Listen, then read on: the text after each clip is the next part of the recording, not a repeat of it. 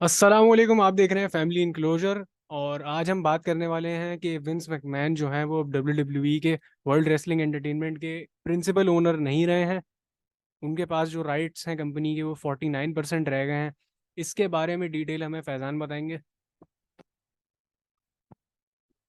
अच्छा, तो मैं सबसे पहले जो है शुरू से शुरुआत करूंगा कि ये सब किस तरह से होना शुरू हुआ है।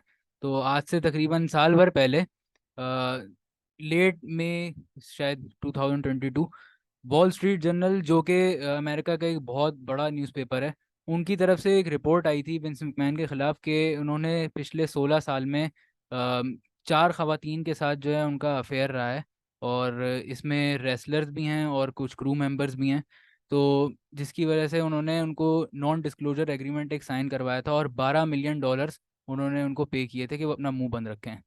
तो इसके बाद जो है वो काफ़ी कंट्रोवर्सी क्रिएट हुई।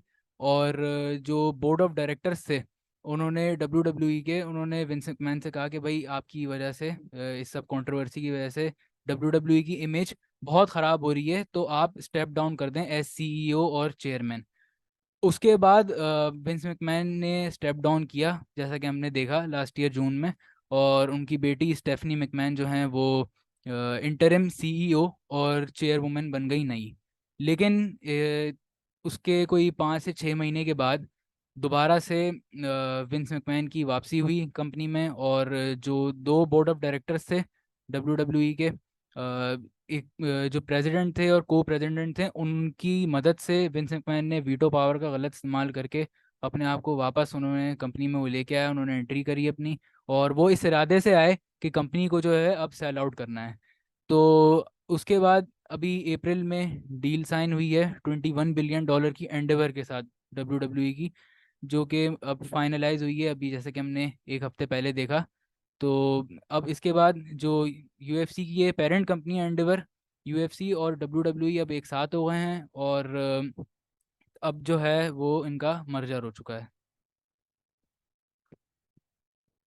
अच्छा, काफ़ी टाइम पहले से हमने देखा था कि विंस मैकमैन जो हैं वो अब WWE की क्रिएटिव में उनकी इन्वॉल्वमेंट वो ना होने के बराबर है या वो नहीं रहे हैं। ट्रिपल एच के बारे में हमने सुना था कि वो मंडे नाइट रॉ और स्मैकडाउन वगैरह रन कर रहे हैं। लेकिन बैक स्टेज हमें विंस मैकमैन की इन्वॉल्वमेंट बहुत ज़्यादा नज़र आई। जिस तरह के हमने डिसीजंस देखे हैं, जिस तरह की हमने बुकिंग्स देखी हैं। तो इस पूरे सिनेरियो के बाद जब विंस मैकमैन जो है वो कंप्लीट कंट्रोल में नहीं है, तो क्रिएटिव कंट्रोल में और क्या कहते हैं स्टोरी लाइंस में, डिसीजन मेकिंग में हम कितनी ज़्यादा चेंजेस देख सकते हैं, इस बारे में हमें बताइए। ये देखिए, विंस मैकमैन जो हैं वो तो ताहयात ही रहेंगे क्रिएटिव कंट्रोल में। और ट्रिपल एच बस कहने को ही हैं, समझ लें। और अनऑफिशियली तो मतलब विंस मैकमैन ही रहेंगे हमेशा। और अब मुझे लगता है कि पर्सनली कि स्टोरी लाइंस जो हैं वो कंटेंट के हवाले से WWE काफ़ी बेहतर हो जाएगी, क्योंकि अब जो एक ग्रीन सिग्नल देने वाली पावर थी विंस मैकमैन के पास, वो उनके पास नहीं रहेगी। और जो फाइनल जो गो जो दिया जाएगा वो उनकी एंडेवर की तरफ से ही होगा। तो मुझे लगता है कि काफ़ी बेहतरी आने वाली है कंटेंट के हवाले से। तो मेरा इसके ऊपर तो यही ओपिनियन है। अच्छा, अब चूंकि विंस मैकमैन जो है वो काफ़ी टाइम से WWE को रन कर रहे थे और जिस मकाम पे कंपनी है वो भी उन्हीं की वजह से है। तो अब बैक स्टेज जो है हम कितना चेंज देखने को हमें मिल सकता है सुपरस्टार्स की वेलबींग के हवाले से, और क्या कहते हैं इनफैक्ट बैक स्टेज जो भी क्या कहते हैं एक एटमॉस्फेयर होता है उसके हवाले से हम कितना चेंज देख सकते हैं इस पूरे सिनेरियो के बाद। हाँ, अब देखें सुपरस्टार्स का और जो क्रू मेंबर्स हैं, राइटर्स हैं, उनका तो मुझे लगता है काफ़ी अब पॉजिटिव एक वो होगा बिहेवियर और रिस्पॉन्स इस पूरे के पूरी डेवलपमेंट के बाद। क्योंकि विंस मैकमैन आपको पता है बहुत आउट ऑफ टच हो गए थे। और जिस तरह का उनका एटीट्यूड था, बिहेवियर था, वो सारी स्टोरीज हम लोग के सामने ही हैं। तो मुझे लगता है कि काफ़ी पॉजिटिव रिस्पॉन्स होने वाला है। लेकिन अभी भी जो है विंस मैकमैन एग्जीक्यूटिव चेयरमैन हैं कंपनी के। और 49% ओनरशिप उनके पास ही, 51% एंडेवर के पास है। तो क्रिएटिवली उनका रहेगा इनपुट, क्रिएटिव कंट्रोल में वो हैं। तो देखना होगा कि फ्यूचर जो है वो क्या होल्ड करता है WWE के लिए और उसके जितने भी जो हैं वर्कर्स हैं उनके लिए। अच्छा, एंडीवर चूंकि यूएफसी की भी पेरेंट कंपनी है तो अब हमें यकीनन, जो कि कहा भी गया है स्टेटमेंट्स में, यूएफसी के भी काफ़ी सारे रिटायर्ड रेसलर्स वगैरह, काफ़ी सारे उनके फाइटर्स जो हैं वो हमें डब्ल्यू में देखने को मिलेंगे। उनकी एक छोटी सी तादाद हमने डब्ल्यू में देखी है रिसेंटली, लेकिन क्या कहते हैं, अब जो है ज़्यादा तादाद में हमें वो मिल सकते हैं वहाँ पे। तो जैसे डब्ल्यू के डेवलपमेंटल ब्रांड्स और उनके जो ये डेवलपमेंटल प्रोग्राम्स हैं वो एनएक्सटी वगैरह रहे हैं, टफ एनफ वगैरह, क्या अब हमें यूएफसी के लिए से भी नए रिक्रूट्स देखने को मिलेंगे? यानी कि जो नए आने वाले लड़के लड़कियां हैं वो इन सब डब्ल्यू की कंपनीज के अलावा, डब्ल्यू की प्रमोशंस के अलावा, क्या यूएफसी के भी नए लोग रिक्रूट किए जाएंगे डब्ल्यू में?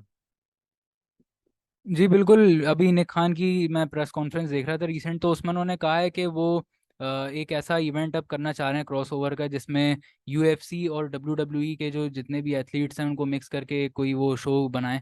तो अब मुझे लगता है कि पहले भी हमने यूएफसी के बहुत सारे, जैसा कि आपने कहा, एथलीट्स देखे हैं डब्ल्यूडब्ल्यूई में, लेकिन अब वो चीज़ जो है वो अब ज़्यादा होगी, एक बड़े लेवल पे उसको किया जाएगा।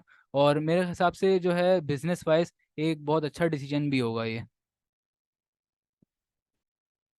अच्छा, मुझे ये बताएं कि अभी विंस मैकमैन, जब तक इस ये जो पूरा अभी सिनेरियो चल रहा था, इसमें हमने देखा है कि विंस मैकमैन के होते हुए भी रिसेंट टाइम्स में डब्ल्यू ने बहुत ज़्यादा स्ट्रगल किया है, या यूं कह लें कि एफर्ट ही नहीं की कोई बड़ा स्टार बनाने की, अपार्ट फ्रॉम रोमन रेंस या फिर सेथ रॉलिंस कुछ हद तक। तो इस हवाले से क्या कुछ चेंजिंग हमें देखने को मिल सकती है यहाँ पे, कि नए स्टार्स बिल्ड किए जाएं? क्योंकि अभी हमने देखा है जॉन सीना और रॉक जैसे लोगों पर रिलाय कर रही है डब्ल्यू के आए वो, और क्या कहते हैं, फैंस को ड्रॉ करें, रेटिंग्स को ड्रॉ करें। तो इस हवाले से मुझे बताएं कि क्या हमें मजीद बेहतर जो है स्टार बिल्डिंग देखने को मिलेगी नए लोगों के हवाले से? जी बिल्कुल, मुझे लगता है कि नए स्टार्स बिल्ड करने का यही एक अच्छा मौका है। और एंडेवर जो है इस चीज़ को पीछे से काफ़ी पुश करेगा कि भाई अब नए स्टार्स को बिल्ड किया जाए। क्योंकि रोमन रेंज जो हैं उनका आपको पता है उन्होंने कॉन्ट्रैक्ट इस तरह का साइन किया हुआ है कि उनकी अपीयरेंसेस बहुत ही लिमिटेड होती हैं, और मेन टाइटल भी आपका जो वर्ल्ड चैंपियनशिप है वो भी वो रख के बैठे हुए हैं। तो यही मौका है कि नए स्टार्स क्रिएट किए जाएं, बजाय इसके कि जो है वो ज़्यादा से ज़्यादा पुराने लेजेंड्स पे आप रिलाय कर रहे हैं, रॉक और जॉन सीना जैसे। तो ये मौका है कि वो नए स्टार्स बिल्ड करें। और रोमन रेंस का भी जो है जैसा कि सबको पता ही है कि इवेंचुअली उन्हें भी हॉलीवुड चले जाना है, ये बात वो खुद डब्ल्यू प्रोग्रामिंग पे और मुख्तलिफ इंटरव्यूज़ में कह चुके हैं। तो ये एक इनएविटेबल चीज़ है। और इससे पहले कि ये हो, तो बेहतर यही होगा कि नए स्टार्स को क्रिएट किया जाए, उनको मौका दिया जाए शाइन करने का।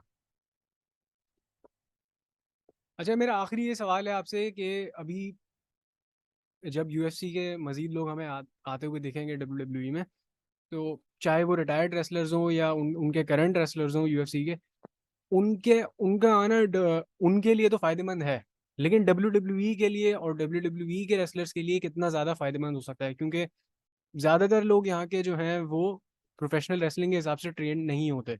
तो जब हमें डब्ल्यू प्रोग्रामिंग पे देखेंगे तो इससे डब्ल्यू को कितना फ़ायदा हो सकता है या कितना कुछ हद तक नुकसान हो सकता है, इसके हवाले से हमें बताएं। देखें, बिजनेस वाइज तो मैं कहूँगा कि बहुत अच्छा डिसीजन होगा, क्योंकि यूएफसी के एथलीट जो हैं वो ड्रॉ होते हैं, ये बात हमें पता है। ठीक है, लेकिन डब्ल्यू के जो रेसलर्स हैं उनके लिए मैं कहूँगा कि थोड़ी सी ज्यादती वाली बात होगी कि उनको थोड़ा कम टीवी टाइम मिलेगा, उनको थोड़ी कम स्पेस मिलेगी परफॉर्म करने की। और थोड़ी एक चीज़ हमने ये भी देखी, जैसा कि आपने कहा कि जो यूएफसी के जो एथलीट्स होते हैं उनको वो उस तरह से उनको आदत नहीं होती है परफॉर्म करने की। और वो स्टाइल उनको सीखने में बहुत प्रॉब्लम होती है, रेकलेस उनका थोड़ा जो है वो स्टाइल होता है। और लंबे मैचेस भी जो है वो ज़्यादा रेसल नहीं कर पाते हैं, शॉर्ट मैचेस पे रिलाय करते हैं काफ़ी। तो ये एक चीज़ है जिस पे जो कि मतलब थोड़ा सा कंसर्न है जिसको लेके मुझे। लेकिन होपफुली हर किसी का जो है वो एक तरह का माइंडसेट नहीं होता, कुछ लोग जो हैं वो सीख भी जाते हैं, अडॉप्ट कर जाते हैं। तो हम बस we can hope for the best कि जो भी हो वो अच्छा हो आगे। बिल्कुल, we can hope for the best. और क्या कहते हैं, बहुत बहुत शुक्रिया हमें वक्त देने के लिए। वीडियो को लाइक करें, चैनल को सब्सक्राइब करें और देखते रहिए family enclosure. Thank you so much. अल्लाह हाफ़िज़।